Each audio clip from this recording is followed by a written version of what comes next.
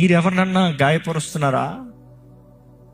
ఎందుకంటే ఒక గర్విష్టి ఇంకోటి గాయపరిచేటప్పుడు తన గాయపరుస్తున్నాడు అనేది కూడా గ్రహించడంట.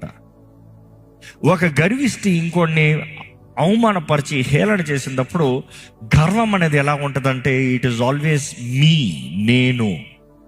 గర్వం అనేది ఎప్పుడు ఎలా ఉంటుందంటే నాది, నేను ఎలా కనబడుతున్నా, నేను ఎలా ఉన్నాను, నేనెవరిని. ఇది గర్వం. ఈ గర్విష్టి ఎప్పుడు ఇంకోటి పట్టించుకోడంట. దేవుడు అక్కడ చూసినప్పుడు గర్విష్ఠులు మాత్రం దేవుడు ఏ మాత్రం ఊరుకుంటాం కనబడదు. గర్విష్ఠులంతా దేవునికి అసహ్యం అంట. గర్విష్ఠులు దేవుడు ఏం చేస్తాడంట?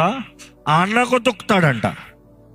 Be careful. మనం అనేక సార్లు మన సొంత నీతులను బట్టి మనం ఏదో ఒక్క విషయంలో రైట్ ఉన్నామని పక్కోడు రాంగ్ అంటూ ప్రూవ్ చేస్తూ, పక్కోడు బ్రతుకు వేస్ట్ అని చెప్పుకుంటూ, ఇతరులను అవమానపరుస్తూ హేళన చేస్తూ అనేక సార్లు మన గొప్పతనాన్ని చెప్పుకుంటూ దేవుని నామానికి అవమానం తెచ్చే వరకు ఉంటాం. జాగ్రత్త. కానీ దేవుడు దీనుల పక్షాన ఉంటాడంట. దీనులకి దగ్గరగా ఉంటాడంట. దీనులను ఆదుకునే దేవుడు అంట. దీనులను బలపరిచే దేవుడు అంట. దీనులకి సహాయం ఇచ్చే దేవుడు అంట. దీనుల ప్రార్థనని ఆలకించే దేవుడు అంట.